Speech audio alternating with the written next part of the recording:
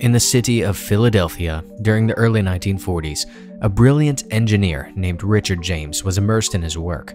The ravages of World War II engulfed the planet, demanding solutions to protect fragile ship equipment from the rough and devastating nature of the ocean.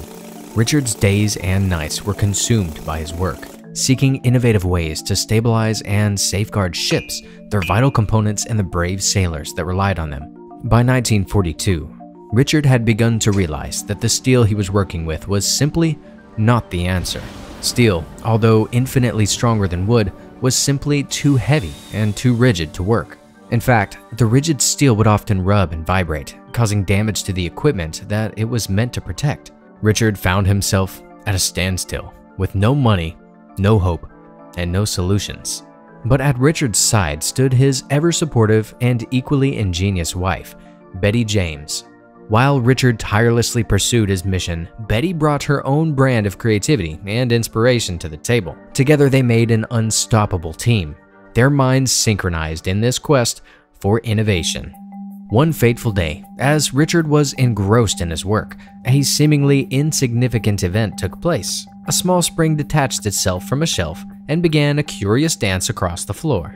Betty was captivated by the spring's graceful movements. She watched with fascination as it coiled and uncoiled, seemingly propelled by an unseen force. She called out to Richard, eager to share this enchanting spectacle. Richard tore his gaze away from his work and hurried to Betty's side. As he witnessed the mesmerizing sight of the rogue spring's dance, a spark of inspiration ignited his analytical mind. The elegant motions of the spring planted seeds of an idea that would soon give birth to an extraordinary toy. Driven by curiosity, Richard set out to recreate this enchanting dance of the spring. He meticulously experimented with different types of wire, manipulating them with precision and care. Days turned into weeks, and weeks turned into months, as Richard's workshop became a haven of creativity. In the midst of this journey, Richard stumbled upon a wire that held some promise, a spring that possessed the perfect balance between resilience and flexibility. He carefully coiled the wire, watching with anticipation as it came to life, moving of its own accord, defying gravity with each graceful step it took. In that moment, Richard had birthed a toy that would go on to captivate the hearts and minds of generations to come. It was the Slinky. The name itself was actually given by his wife, Betty, after thumbing through the pages of a dictionary for weeks. It was derived from the Swedish word meaning sleek and sinuous, perfectly encapsulating the toy's elegant and fluid nature. Richard and Betty knew that they had stumbled upon something truly remarkable, and in 1945, they founded James Industries, ready to share their creation with the world. But the journey to success was not without its challenges. Richard and Betty faced resistance from all sides, from skeptical department stores, hesitant to embrace a toy so unconventional and untested. The toy industry itself remained wary, unsure of the Slinky's potential to captivate the masses of the atomic age, and a resistance to change and the unfamiliar. Unfazed by these obstacles, Richard and Betty devised a daring plan to showcase Slinky's magic to the world. They secured a spot at Gimbel's, a renowned department store in Philadelphia, and they aimed to captivate potential customers and prove the toy's worth. It was there that they set up a Slinky in a display case with other toys for that Christmas season. However, if there was ever a toy that needed demonstration to see the magic, this was the toy. Slinky just sat there, right next to Santa Claus, not even arousing the slightest bit of curiosity, and it didn't get sold. But the story doesn't end here. One day, Richard had enough. He called his wife Betty and said, "Meet me at the store." He planned to do a demonstration so that the world may finally know his toy. The time for the demonstration arrived, and Richard's heart pounded with a mixture of anxiety and excitement as the doors of Gimbel's swung open. A hushed anticipation filled the air. The crowd gathered, their eyes brimming with curiosity and expectation. Richard stood at the precipice, holding the Slinky in his hands, and with a flick of his wrist, he released it into the world. The wire unfurled itself, gracefully descending the steps before him, each movement a testament to its ingenuity.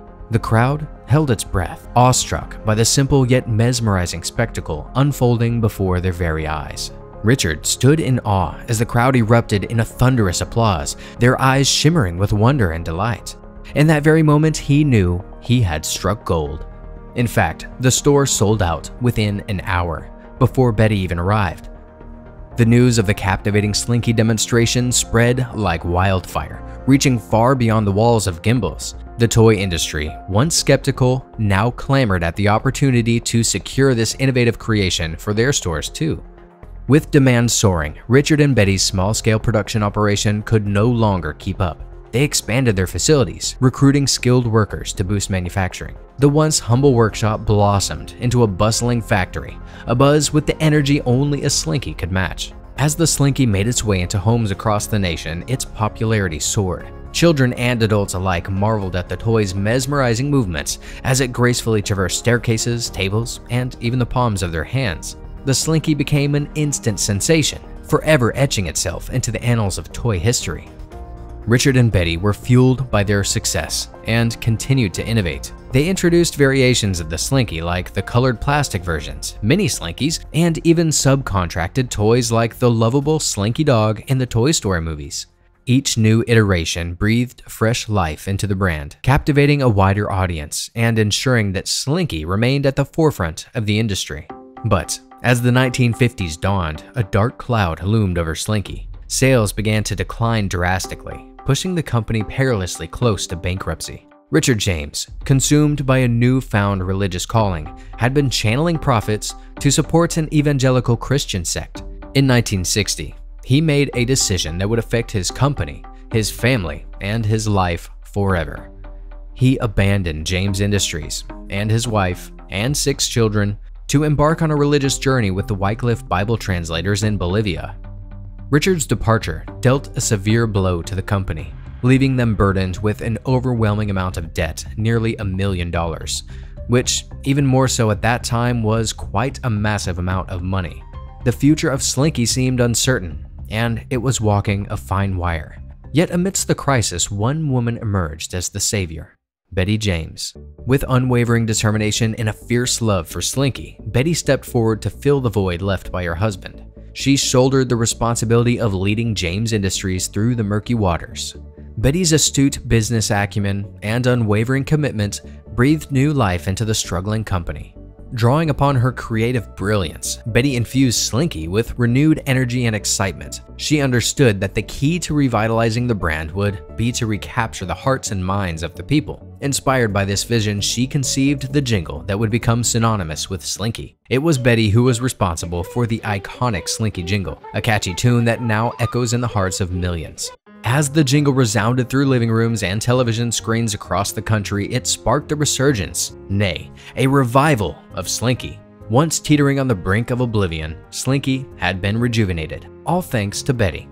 The Slinky had come a long way since its humble beginnings. Over the years, under Betty's leadership, the Slinky became a cultural icon, appearing in movies, television shows, and even inspiring its own comic strip. It transcended the realm of toys, embedding itself in the tapestry of American pop culture. The Slinky's allure extended beyond its simple construction. It embodied the essence of childhood wonder and the joy of discovery. Sadly, in 2008, Betty James passed away, leaving behind a legacy that would forever be intertwined with Slinky. Her vision and tenacity propelled the toy to astonishing new heights, making it one of the most beloved and enduring toys of all time. Sincerely, thanks for watching. See you next time.